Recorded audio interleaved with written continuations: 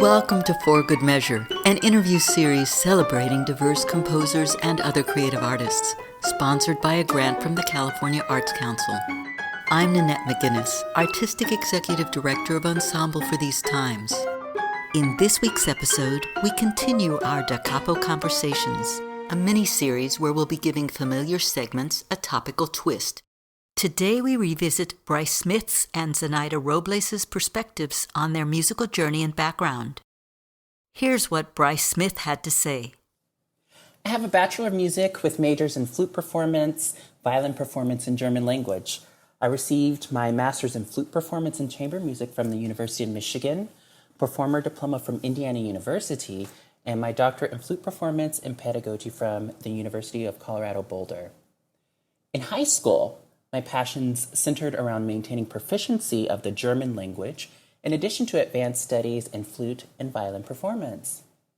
Fortunately, the highly advanced studies in all three disciplines served as a seamless transition to achieving a well-rounded undergraduate education, embodying the ideal model of an evolved professional musician, scholar, and academic. I applied to well-regarded Research One institutions with reputable music programs to enhance my passions at the collegiate level to obtain their respective degrees.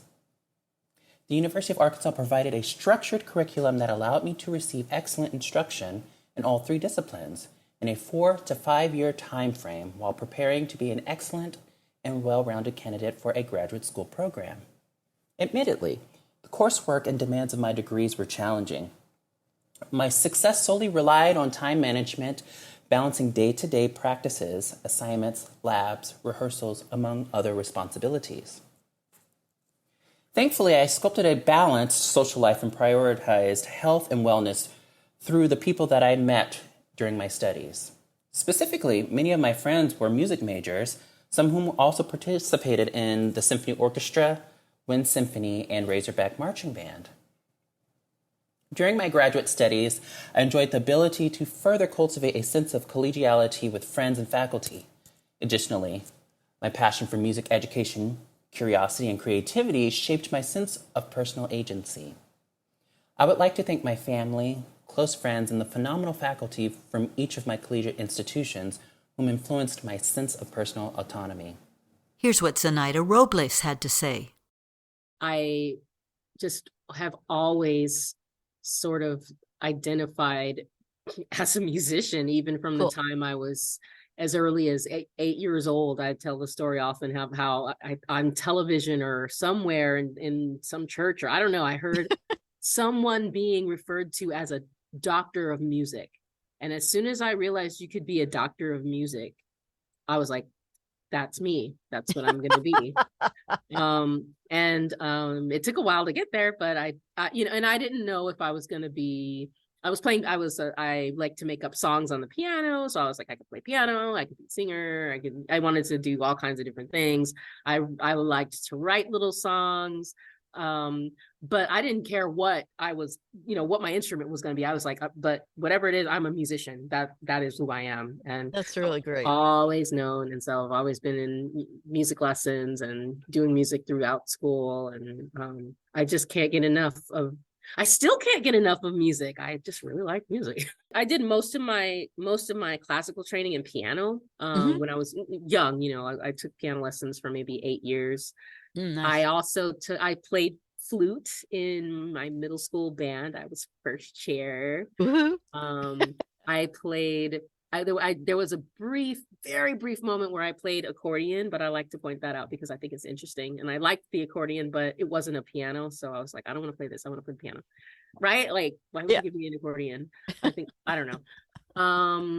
And then that's the extent of any formal training I had. I otherwise I just play whatever I can play. I try to figure out instruments. I'm a terrible brass. I cannot play brass instruments.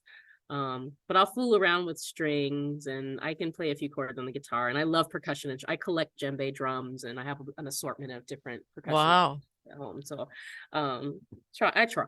Yeah, that's great. You definitely I have 3 ocarinas. I collect little flutes too. I have a bunch of ocarinas, and my husband buys me different instruments. Like, that's his thing. He likes to buy me these like every year for either my birthday or for Christmas, he gets me a new instrument because he knows I like to collect them. So this year I got an automaton, which is it's an electronic instrument that's sort of played like a string, and it's very strange. Look it up.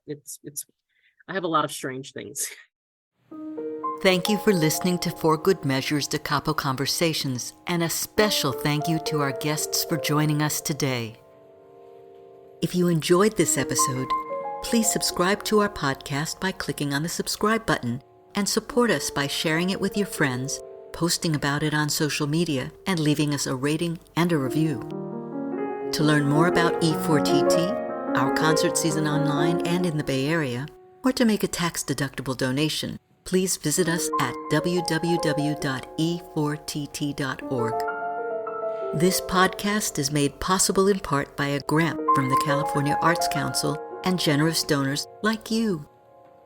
For Good Measure is produced by Nanette McGuinness and Ensemble for These Times and designed by Brennan Stokes, with special thanks to co-producer and audio engineer Stephanie M. Neumann.